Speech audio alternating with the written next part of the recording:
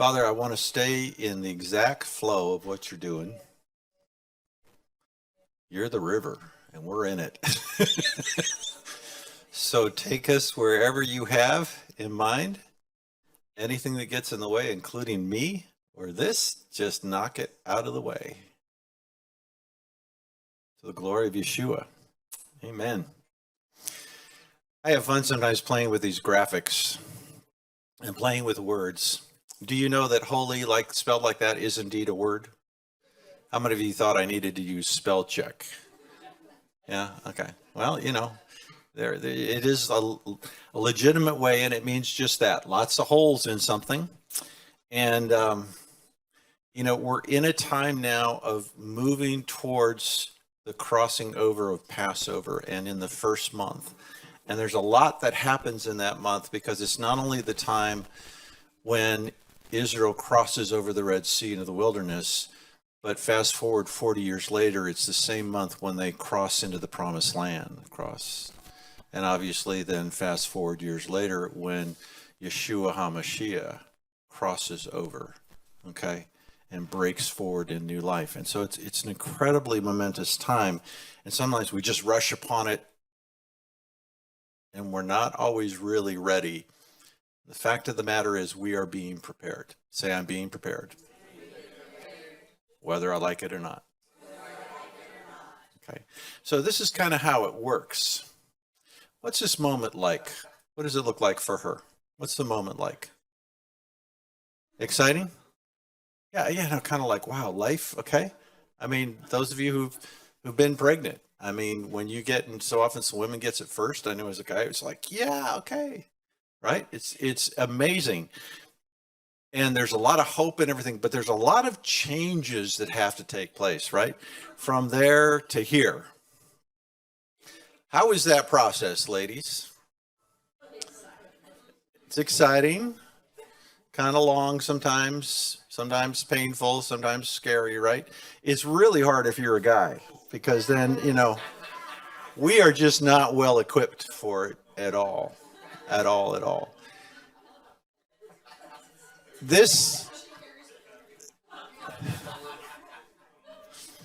I tell you a joke my dad told me? It's about a guy who was very overweight in the church, and this one other man used to come up and always make fun of him. And one day he came up and he said, "So, Frank, is it a boy or a girl?"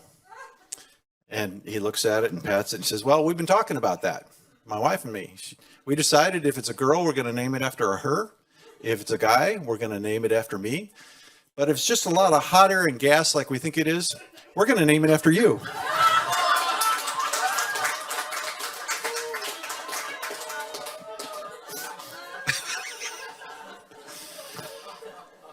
Okay. What happens prophetically when you're tracking with the Lord is a little bit unusual. And I'm not going to go into all the calendar. I just want to hit on this. That we're about to cross over into the first month, and it's based on this, Exodus 12. The Lord said to Moses and to Aaron in Egypt, "This month is to be for you the first month of your year." Okay? So they numbered the months accordingly. And God has never come back off of that, okay? So we're rounding the corner now, and we're going to get into that. And Passover is going to be there, and it sets in the series of major events of Passover and Pentecost and Tabernacles. These are places of divine transaction where God has specific things he needs us to get and to know and to move with him so that we're moving with where he is rather than always just trying to grab him into our time and space. That makes sense? Which is so often, "Lord, my life's going crazy. Can you do this for me? Lord, I need this. Can you get that for me?" Right? It's kind of like a slot machine or something that we sometimes do with him. But what's interesting with God, biblically, the new year actually started back there in the 7th month. And you're, okay, that's really kind of crazy. How does that work? And we talked a lot about the year 5782 and the prophetic triggers that are connected to that, and the things we said we believe we're going to be seeing. But what some people don't understand is that point there, what it really does is like conception. Okay? When a baby is born, their days are numbered from the day they come into the light, right? But the fact of the matter is, right, they're older than that. They're already 9 months generally by that time, right? That's a real life. And in fact, there are cultures where they celebrate their birthday based on when they were conceived because life was real, right? We affirm that, right? We just don't do the math that way.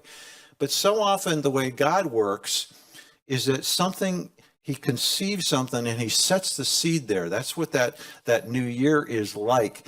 And then there is this process of pregnancy and ultimately of the birthing. And I need you to see that that's where we're about now. So the prophetic words and everything else that we've been looking after and watching over, a lot of that gets built up, built up, built up, and now it's time. Does that make sense? Okay. And so because of that, you always, when we get to Passover, right? This is kind of a major character. But as I go back in and started spending time looking at Moses, more and more questions and things rose up. And I felt like God was speaking about his process to cross over and what God did in and through him. And it was a word that we needed to grasp, okay? Because Moses was really holy Moses, right? You've heard that phrase, right? Holy Moses. Okay.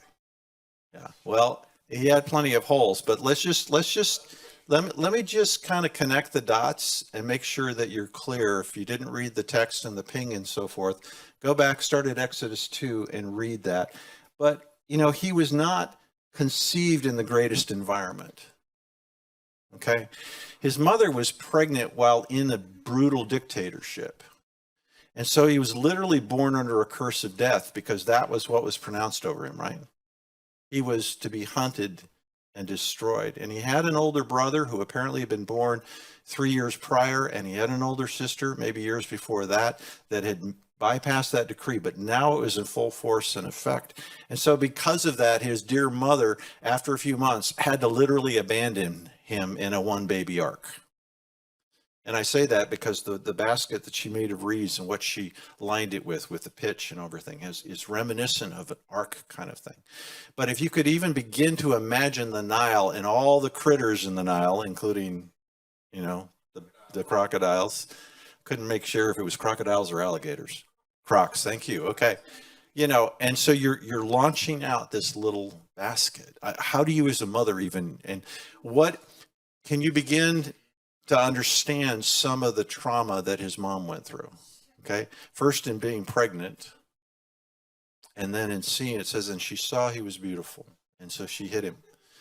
And so she puts him in that. I mean, what are you doing? Where are you at that point of desperation? That's all you can do is just release him. Yeah. So you're getting a flavor. Okay. Because all this stuff feeds into, there's lots of studies now about what happens to us in utero before we're ever born. For instance, that mother smoking, drinking, things like that can have direct effect on the fetus, right? So can the stress that she's under and the situation. So you got to get, this kid comes out, it's been fairly stressful. Now, of course, then Holy Moses rolls down, and it's literally like a random rescue. If you read it, she's down there and she's bathing, and they hear the child crying, and so she gets a maid to go see it. And he ultimately gets his name by Pharaoh's daughter. He is not named under the Hebrew tradition. Okay, it's Pharaoh's daughter, so he is getting grafted into a culture that is literally opposed and at war with his. Are you tracking this? There's a war context and conflict there. And so he literally becomes a foster child. Yeah. I mean, that's not an easy thing, right? Gets nurtured in one culture because, of course, his sister says, hey, and you know what? Pharaoh's daughter realizes it's a Hebrew baby. I find that very interesting. There wasn't any confusion. So it's like, what was the dynamic in her when the edict from Pharaoh is that all the male children are killed? Okay, that she decides to adopt him. Something there. Is that God stirring her? But it's a big risk. How many people knew that? How many of you grew up a little bit watching the Ten Commandments with Charles Heston? Wasn't it Yul Brynner he did a great job anyway. Yeah, that kind of, I mean, I was really young when that came out. It imprinted. especially when the angel of death, that stuff comes down the stairs, scared the crap out of me. Okay, God, I believe you. Okay, so he's nurtured in one culture just for a short time till he's weaned, but then he is raised in another. And he is literally the grandson of Pharaoh, who is considered a god. Oh, hey, Moses, how you doing? Good. What's your family like? Well, mom's a daughter and dad's a god, granddad. Okay, right? I mean, anyway. So he grew up into a culture like this. I don't know that we've fully appreciated what that does to imprint on somebody. And he is in the Pharaoh's family, so he grows up in the courts and in all the faiths. Do you know how many gods there were in Egypt at the time? Approximately 2,000. And he is immersed in that because this is not like a religious belief where you go to a temple once a week. It pervades everything. Those symbols and carvings are on every utensil, everything you do. There is a God for everything. Okay, right? You think the Romans had it. No. The Egyptians, they laid it down, right? And so he's so immersed in that, and it says even in Acts 7 that he learned all the wisdom of the Egyptians. So you have to get that he was schooled in this, okay? His mind was trained. Can you possibly imagine how many kind of worship things or whatever that Moses was involved in? I'm just trying to give you the facts, okay? Hello? Okay. And I think the question is this, was he conflicted by identity? When did he know for sure? Because in Hebrews 11, it says, Moses, when he became of age, refused to be called the son of Pharaoh's daughter. Interesting. So there had to be some awareness early on and some tension. And so I wonder, because of that, was he a bit of a misfit? Okay? And feeling neither in or out, right? He's in one of those situations where he doesn't really belong in the court, but he goes out with the Hebrews, and you see how that works out later, right? That doesn't work. So there's a conflict between being in the world, right? And being one of God's people. And my question is, did he have a speech impediment? Just because, right, fast forward, he's having a hard time and it's really adamant, doesn't want to get, and if so, psychologically, you can understand where the links start come, because a lot of that. I wonder about if he had a stutter. Okay? That's not a new invention, right? And it comes usually because of childhood trauma, okay? It's things that go down in there. And so how was that growing up? Well, of course, if that wasn't strange enough, then we get to this, that he was a first-degree murderer. And when I say first degree, because it says, and he looked this way and that. And then he killed the guy, and he buried him in the sand and thinks he's gotten away with it, right? I mean, this is not an impulsive thing. He's thinking about it. He's looking out. He's calculating. And because of that, though, the next day, right, he tries to stand in, and he gets rejected by his own people. Well, wait, man, I really wonder how he could do that the next day. See, when we go into the prison, there are a fair number of our men that are in there for life that are in for murder. Okay? It's just the way it is. One's in for 5, one in for triple. Some of those guys are serving 135 years. Figure out how that works, right? Yeah. I mean, the reality, but taking a life can just completely mess with you, right? Shift you. But he's out the next day trying to stop a fight, but he's rejected by them. And now it's not only his grandfathers, but there's others who wanted to kill him. The first text, it just says Pharaoh, but if you go back, when he's sent back by God, he said, the men who wanted to kill you, the men plural. So there are others. I'm wondering if there was some tension in the court, if he was already kind of seen as one of those that just didn't quite fit in, right? Because he had this thing going on. Problems with some speech, we know he's got some Hebrew lineage, what's going on with that. And so all of that, and because of that, now he becomes a fugitive. Okay? I wanted to have some clips from The Fugitive, the movie, anyway. And so he becomes an exile. He's got just a few holes in him, don't you think? Confused upbringing, the abandonment, the acceptance, the favor, okay? and yet the failures, all this stuff is going on. And then, of course, he goes from there out to this. So he goes from the metro to the sand hole. Can you possibly imagine the jolt of having been in Pharaoh's court and all that stuff?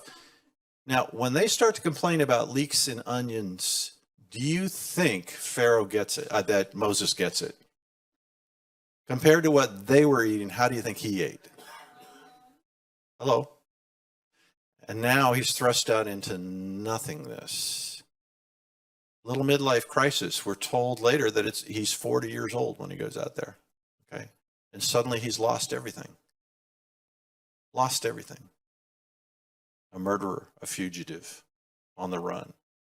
God's watching over him, but he's 40 years then in the backside of nowhere. Any of you feel like at times you've been put on the backside of nowhere?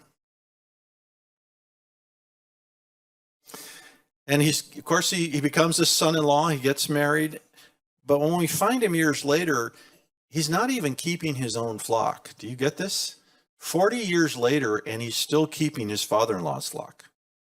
I'm like, okay, what was that about, right? You'd think by now, I mean, when Jacob had to go out there, Jacob had his own flocks after a while. He's still doing that. And then, of course, you get to the encounter, right? And that's all worth so much, just going and seeing that the angel of the Lord appeared there. And Moses saw it and wondered why the bush wasn't burning. And he said to himself, I will turn aside and see. And it's only when he turns aside and pays attention that God speaks to him, right? Very critical in those crazy moments. Just stop, pause, and listen. What are you saying, God? What are you showing me? Whenever you're struck by awe, folks, by some great thing, just like, stop, okay? Let him speak into you. Yeah? Okay. So we learn this too from him, that he's obstinate, right? He argues back and forth with God, pushes God so much that God gets ticked off, right? We also know that he's fearful of snakes, which is pretty strange for somebody who's been 40 years out in the wilderness, right? Yeah, I mean, yeah. Okay, a lot of them out there, and he would have known which were which, but do you think as a shepherd he would have learned how to dispatch them? I think so. Yeah, wouldn't have the shovel, but had his staff. Okay, and he very clearly does not want to be a leader. Right? Go back and read it. The dialogue back and forth. He just gets God to a point where God says, okay. Because he's complaining he can't speak. Bottom line, he needs more than signs, because that argument mainly cranks up after God has shown him the sign with the staff and with the hand he puts in that takes it out, it's leprous, puts it back in, and it's clean. That thing right there, putting your hand in and out and having it leprous and not, would have shut me down for good. I would not have complained one thing about God. Right? Turning a staff into a snake and back again, okay, that's fine. But when it's me and it's my own flesh and it's falling apart, I'm like, okay, you got my attention, God. Go ahead. Can you change it back? Please? But he's like, he needs more than his signs. He says, I can't talk. He says, who made your mouth? Right? And even after all that, send somebody else. God's like, okay, enough. I'm going to send Aaron to you. Yeah. So let's just look at this one part. Then Moses said, what if they will not believe me or listen to what I say? For they may say, the Lord has not appeared to you. The Lord said to him, what is that in your hand? And he said, a staff. And he said, throw it on the ground. So he threw it on the ground, and it became a serpent. And Moses fled from it. But the Lord said to Moses, stretch out your hand and grasp it by the tail. So he stretched out his hand and caught it, and it became a staff in his hand. Part of the process in crossing over is you attend to the things that God's trying to say to you. You pay attention to those. Okay? And then you let him speak into the things that you're going to need for the battle. And I love this when he goes, what is in your hand? That is a terrific question. And he wants you to go to the Lord and say, Lord, what's in my hand? And he's going to turn around and go, what is in your hand? What do you got? Okay. Now, why was this so important? Because if you go back in that culture, the pharaohs wore a serpent on their heads to invoke the authority of that demonic structure. Now, who would have known this in that story? Moses would have known it, right? You think being around in the courts growing up in that, he got a little familiarity with it? Do you think that maybe God had this in mind already with the staff thing? And so when God moves on that, he changes the staff into one, has it grab it by the tail, so he knows that he has the authority to deal with that serpent spirit when it's before him in Egypt. So in the process, before the crossover and the confrontation, like Kim was talking about with the armory, over what do you need authority? And what is God going to take in your hand, and you release it, you put it down, right? And let him do with it as he will. Okay. Now that could be scary. Publishing a book is scary because you suddenly put it out to the world and said, here I am, right? It can be very vulnerable. Boy, I was fine when this thing was just kind of us and everything, and we started putting stuff up on YouTube, scared the crap out of me. I thought, oh man, I don't want to get, because as soon as it's out there, other people can see it and just hammer you for anything, right? Then it was a whole other struggle when we'd live stream things because we had to do the worship. And you all are amazing when worship time comes. The presence come here, but I have some sense of how many mistakes I make musically.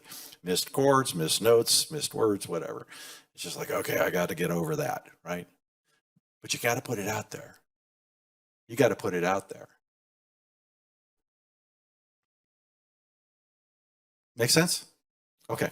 So if we just looked at Holy Moses for a second, he was born under a curse of death. He was abandoned. There was a random rescue. He was named by Pharaoh's daughter. He was a foster child, grandson of the sun god, Ra. That was Pharaoh. Family to Pharaoh, maybe a misfit. He grew up in the courts. He was immersed in over 2,000 gods. Had a conflicted identity, speech impediment. He was a first-degree murderer. He was rejected by the Jews. He was a fugitive. His grandfathers and others wanted to kill him. He was an exile, son-in-law keeper of the in-law sheep. He had a fear of snakes. He was obstinate and argues with God, and he needs more than just signs. Doesn't he look like your deliverer? Don't you want somebody just like this leading the charge, right? Here's what's interesting, though. How old was he when he heads back? He's 80 years old. This is important for many of us. Doesn't matter how old. Nothing was wasted. Nothing was wasted in those 80 years, okay? You have to think about why would God take him through that and press him out at a certain time and press him back in at another time. But all the pieces have to come together for that man, Moses, as holy as he is, to be in place and in time. Moses understood Pharaoh's court. You get this? Like nobody else, no Hebrew is going to understand it the way he got it, okay? He was not intimidated by the power because he grew up around it as a kid. There's a famous picture of John F. Kennedy Jr. playing in the Oval Office under his father's desk, in the office of the most powerful man in the world. He just couldn't care less because it's dad, right? You get around that, power does not intimidate you. He's going to go in there. He's not intimidated by it. He's aware of how it works. He belonged to both groups, really, because he was raised in Pharaoh's household, but he was a Hebrew. And he could move between them. He knew how to care for another's flock of sheep. Okay, right? You see how this is all going to come together? God sent him back to the very place and groups of his greatest failure and his fear for his life. You have to get that. The biggest screw up and rejection and life change and jolt in Moses' life was that whole episode. And he's going to send him right back to where it all happened. Hello, you got it. Yeah, some of you have your hand in your face already. Oh God, no, please, no. So What about Holy You? Now, this picture would probably be for some like, he's got a different identity or he's two-faced or whatever, but I think there was really kind of two parts of Moses. I think you have to get how much for 40 years he was steeped in one culture and then thrust out into another. So here's the question: where has God cross-trained you? Trained you in something else other? Given you skill set, given you exposure. You may have hated it. Hello. We may have. What life experiences have prepared you for this time specifically? Folks, prophetically, there is so much out there that we are at this massive crossroads. That this Passover is critical. And boy, if you look historically at what's going on, right? Jesus said, you will have wars and rumors of wars and plagues. And we're like, okay, yeah, we're here, right? But it's for this time specifically. Areas where you understand the rule books, but you're not constrained by them. See, he understood the rule book of how Pharaoh's court worked. Do you get this? I was born and raised in the church and was in that for about 3 years post-college. And then God yanked me out and put me in business. And I was in business for 25 years and I loved it. And I understood the rule book of how that works. But I was submitted under the rules of kingdom, right? And so I could move in a different way. But I know how that mountain works, okay? And I know how the religion mountain works because I was born and raised in that stuff. But the same thing, I can't be constrained by the rule book of the organized church religion kind of stuff, right? Have to submit to kingdom. And what about this? What are the fragmented pieces that still don't fit together for you? See, it was all gathered up for Moses to get him to cross over at a particular time into a particular mission. Now, Soren Kierkegaard had this incredible saying. He said, life can only be lived forward, but it can only be understood looking backward. Okay. I don't know exactly when Moses got the revelation. Well, of course it had to be me. Who else grew up in Pharaoh's court and yet is Hebrew? Who else has learned how to shepherd stupid sheep that weren't even his own, right? Christy's going to get defensive about sheep, I know. See, you have to be aware there's a time, and get the time frame, right? Moses is 80 when this all comes together.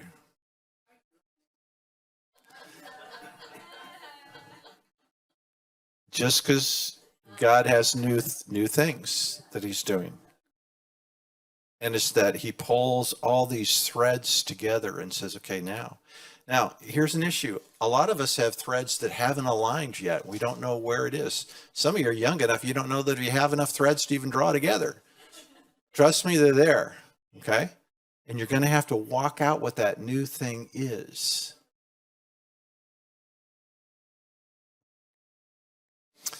And here's the big one. Where are your points of failure? Where is the places you did a royal face plant? And again, one of the things about going into the prison every week is I am so acutely aware, a couple of bad decisions and I could be there, right? What was with Moses? And so the question is, how will God use your failures? Did God use Moses' failure to murder somebody? Indeed he did. I don't think God stirred up his heart to do that, but I think he used it to propel him. I think if he'd been a really good boy around the court and everything else, Pharaoh would have gone, who cares? You're my grandson. Who is that guy? I don't know him. Right? I mean, come on. Instead, there was something stirred up there, and when it hit the fan, Pharaoh's out to kill him. So he's got to flee. And are you willing to go back into that environment where you failed or feel like you failed, and allow God to redeem the time? Am I talking to anybody here? Okay. Maybe just somebody out online then. So holy Moses, 80 years in prep, 40 in the court, 40 in the pasture, uniquely prepared, uniquely qualified, with both favor and failures to be God's man to get this thing done. Okay? I need you to see whatever is in your life. You maybe need to do a timeline. You maybe need to do the things that you're most excited about that you accomplished and the things that you're most embarrassed about that you didn't. How many of you ever got fired from a job? Yeah, I did. Couple of times. Yeah, that can be really embarrassing. Okay? Yeah, boy, I know God used those to, set me in another place. Yeah, I got fired from the one prison ministry that we were doing, right? That helped us. That got me set up so we could start what we have there now, Flight Deck Discipleship. And it's going amazing. By the way, keep praying. We still don't have a new warden there yet. Really miss the last one. The other thing I want you to look at is those time frames. That God plays out the long game. And this is really hard. Okay? Now, here's a question. Did Moses see himself as a deliverer when he killed that Egyptian? Maybe. Maybe he did. Well, there's some question about whether maybe he did. In Scripture, you could argue because Stephen's description of him and everything else and you rejected him. You wouldn't let him lead, do that and everything. But it's also an example of sometimes we can have some of the inkling in us for justice or righteousness or deliverance, and we work it out in our own strength and our own time. And God's like, it ain't time yet, buddy. You don't have those rough edges off. You're just cocky because you're a young prince in Egypt. And so you think you can get away with anything. And guess what? Ain't going to work. Not by might, not by power, but by my spirit, says the Lord, right? This making sense? Okay. Lord, how much more of this do you want to do? You want me to go a little bit more? Okay. So here's a question, though. How easy is it to leave someplace that you've been in a long time? What does it take to shift you? Especially when you've been in someplace, say, 40 years. Okay, right? Or longer. Let's say it's been generation after generation after generation. What's it going to take? Okay? Because familiarity breeds contempt, right? But it also breeds comfort. I'm just comfortable with that, right? There's the thing, women who get married often marry a guy and he's got a favorite shirt that looks like it's going to just fall apart and it smells and it's everything, but it's a favorite shirt, right? It's comfortable, okay? Some of us have favorites. A lot of you sitting in the same chair you do each time, right? Why? You have a comfort zone for that, what you can see, not see. You don't have a choice. That's right. Yeah. So here's the reality, and this is where we go to physics. Newton's first law says a body at rest will remain at rest unless acted upon by an outside force. So in order to break you free from comfort and complacency, it's going to take what? An outside force, okay? But there's a very interesting lesson that comes out of this from the whole thing and the preparation for the crossing over that we're in now.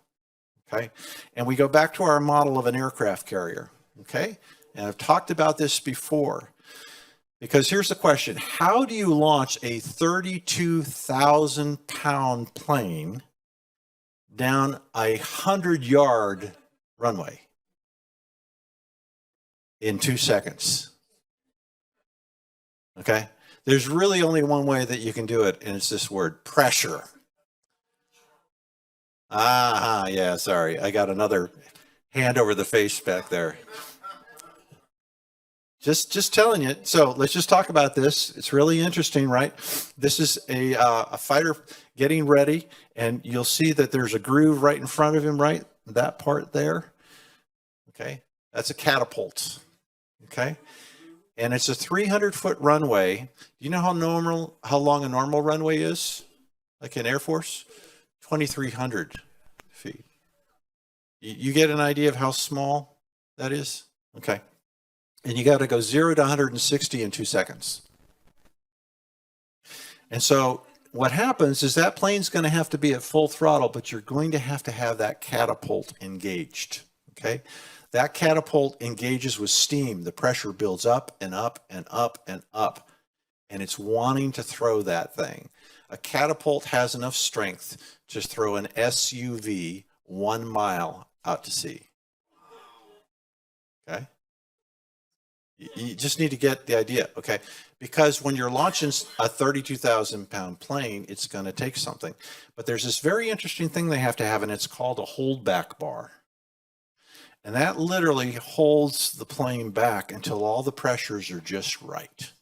And then it breaks free. You see this? Now, here's what I want you to get. As the pressures build up within and without, I'm going to show you a little bit more of that. There's times when God's got to put a holdback bar on you. Okay, because if that holdback bar wasn't there and that plane tried to take off, okay, if the plane uses only its own juice to get off, it will fall into the sea. If the catapult alone, it will fall. It's going to take two, and the pressure has to build and has to build and has to build till it's just right. Okay, so it looks like this, right? The pilot starts to get the engines up to 100% power, okay? It starts to just rumble, okay? That is causing this plane, it's wanting to move forward, right? It's got opposite reaction, right? Newton's law. It's wanting to move forward. A lot of you have stuff that's been burning in you, and you're wanting to move on it, right? You're wanting to get it done. You're wanting to go after it. But meanwhile, this catapult's got to build up as well. It's an external pressure. The one is internal to you. The other is an external pressure. And when those things come together, they will finally work. Here's the scripture that ties in with it. Now the Lord said to Moses, I will bring one more plague on Pharaoh and on Egypt. After that, he will let you go from here. And when he does, he will drive you out completely. You see, it wasn't enough that Israel wanted to go. And that buildup, he had to literally get Pharaoh to push him out. Because when you got 600,000 people, 600,000 men, so between 2 and 3 million people who have lived in a country, in a culture for 430 years, no matter how bad it's gotten, it's a bad they're used to. It's a bad they're accustomed to. Okay? There was that issue in this nation, right? When you had abolitionists going in and setting slaves free, and some of them didn't want to leave because they didn't know where to go. Okay, you can so break somebody down, and this is what I'm used to, but I get fed here, and I get this, and I get this. Yeah, but you get beaten, and you don't have freedom. Yeah, but I get fed here, and so it's just, okay? In modern terms, it's called the Stockholm Syndrome. Somebody who is held captive and can over time end up build feelings for their captors and be released and not want to go. In fact, maybe want to fight with them. Okay, it's a dynamic. But do you get those two things? The pressure within and the pressure without. So there's stuff that God's been setting in you that's moving you. There was stuff in Moses that was moving him, and he tried to act on it wrong way, wrong time with the Egyptian, right? God's got to take him out and do this. And now God's going to send him into a context and build it up. So successful launching, when you want to cross over to this thing, I just want you to be aware of it. Stop fighting all the pressure within and without. Hello? No?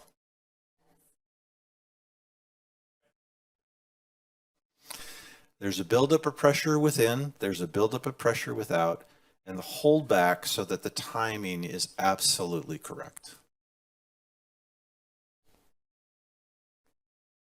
Does that make sense? Go back and look again at 40 years in the wilderness. Do you think there was pressure building up? Okay. But there comes a time when God's got to push them out. He says, now's the time. Go, right? It's just the way it works, guys. Okay. There's a whole bunch more in here on plagues and stuff, but I think I'm just going to...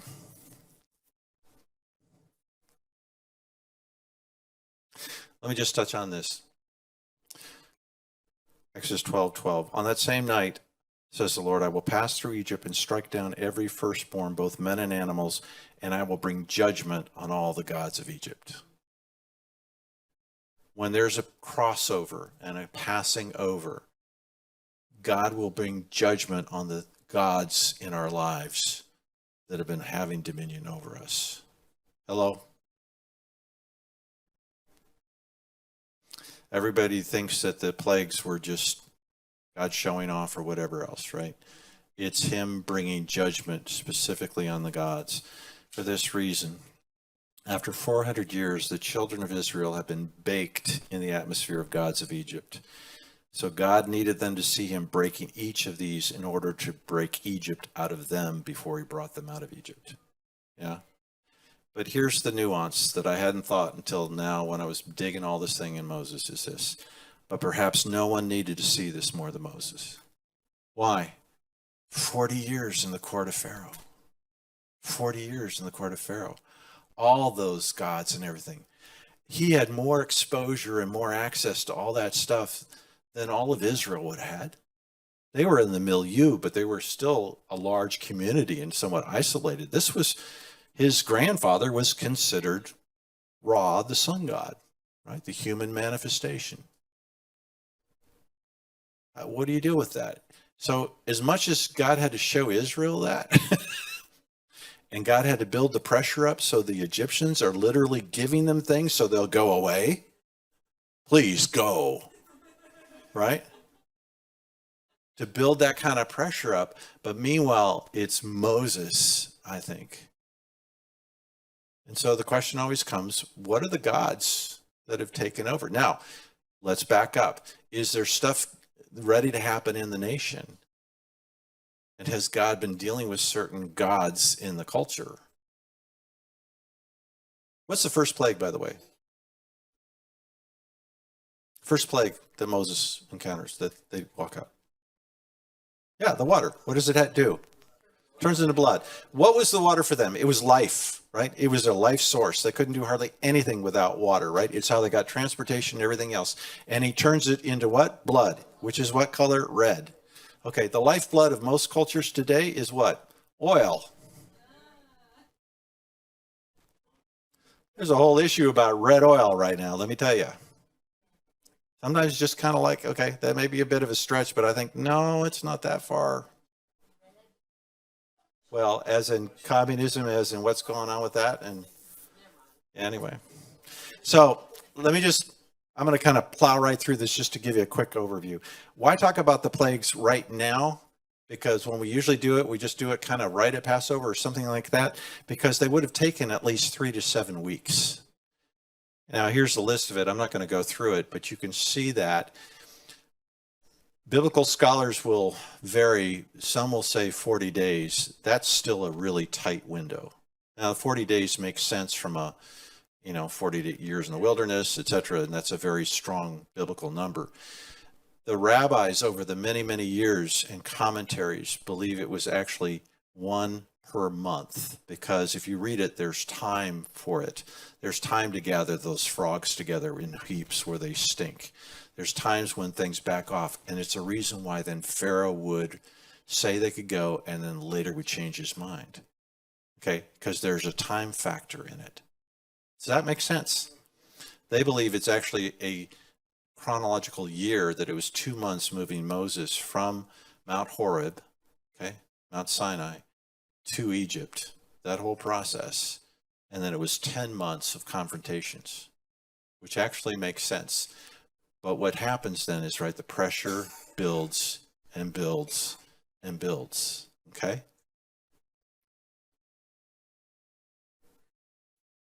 I'm going to go through. Anyway, these are about all the various gods and how we can maybe do those, yeah. Yeah, I've done them before, so it's, but each one of these is like a body blow to the culture. But again, to me, it's also God dealing with Moses' mindset, that he's got to get so clear that Yahweh, I am. Well, who should I say sent me? I am. Okay, that's not really much of a name. That's why they got to get to the science, right? The Lord said to Moses, "Go to Pharaoh, for I have hardened his heart and the hearts of his officials, so that I may perform these miraculous signs of mine among them, that you may tell your children and your grandchildren how I dealt harshly with the Egyptians and how I performed my signs among them, and that you may know that I am the Lord." The purpose in part for this is that God needed to make it clear that there was a legacy and the story needs to be retold. But you got to get away from just blood and gnats and flies, and you got to understand this is God having judgment on all those gods. And whenever there's a thing, when he's got to break us free from stuff, he's got to take those gods down. And sometimes we have gods of money or of family or of and by the way, it almost always, even for us, gets worse before it gets better. Because if you remember, after a couple encounters with Pharaoh, he says, oh, they're just getting lazy that they want to go out and worship. And he says, they're going to have to make bricks without straw. And the people are waiting for Moses and Aaron and say, let the Lord look on you and judge, because you've made us abhorrent in the sight of Pharaoh and in the sight of his servants to put a sword in their hand to kill us. Thanks a lot, Moses. The purpose of the present pressure is that God will deal with old structures around our life. Because again, it's got to go for us to launch, right? 2, he will leverage the very things set against you to propel you into your purpose. That's a little bit frightening. Some of you are going to have to think about what that means.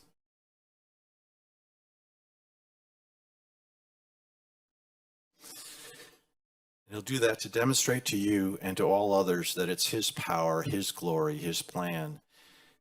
And he's got to get those old structures out of your heart so that you will not return to them. Not sure where that connects, huh, Lorene? It's okay. Guys, I put out stuff there, and then it's between you and Jesus.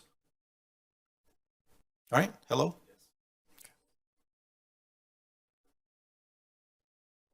There's a time to cross over, a time to wait, and a time to prepare. This immediate time is preparation.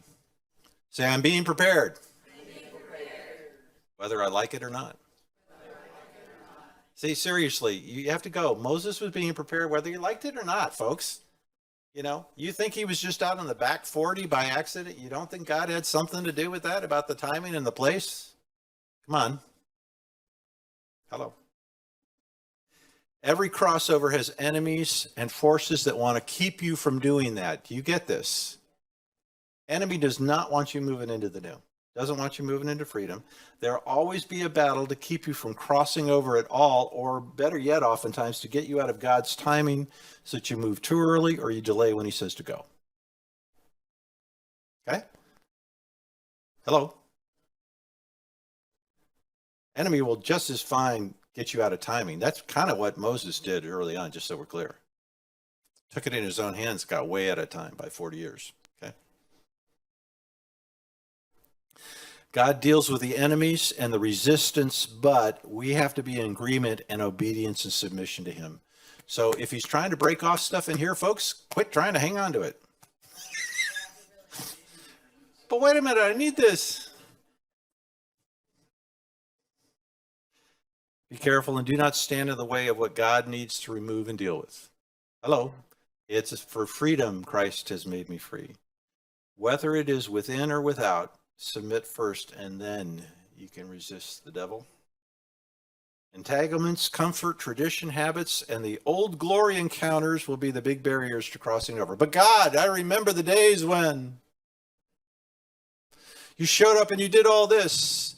And God's going, okay, it sounds like leeks and onions by the Nile again. You want to go back to that? I understand, right? Do you get that the leeks and onions by the Nile were part of God's provision for them in that time? You have to understand this. Hello? God was taking care of them then.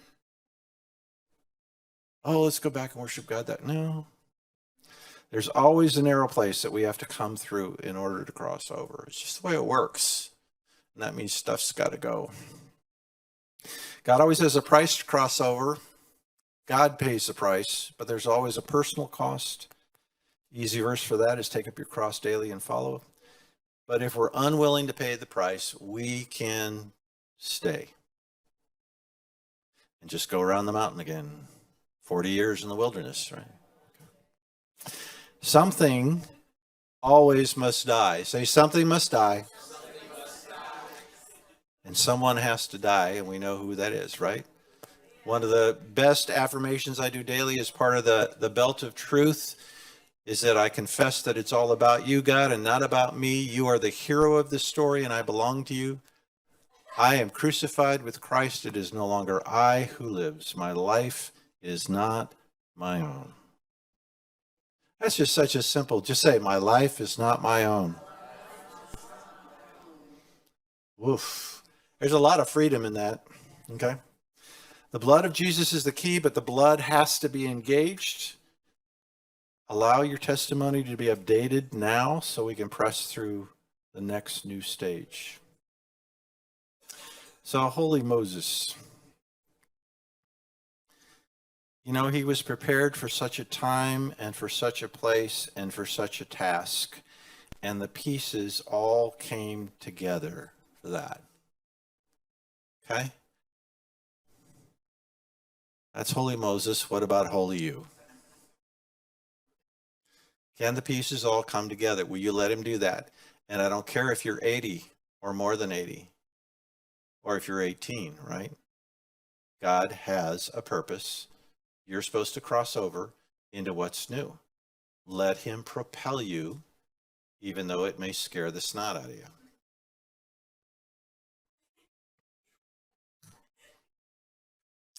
Father, thank you that your word is living and active, sharper than any two-edged sword, and it pierces the division of soul and spirit, joint and marrow, and exposes the thoughts and intentions of the heart. Father, you have a lot of open hearts here.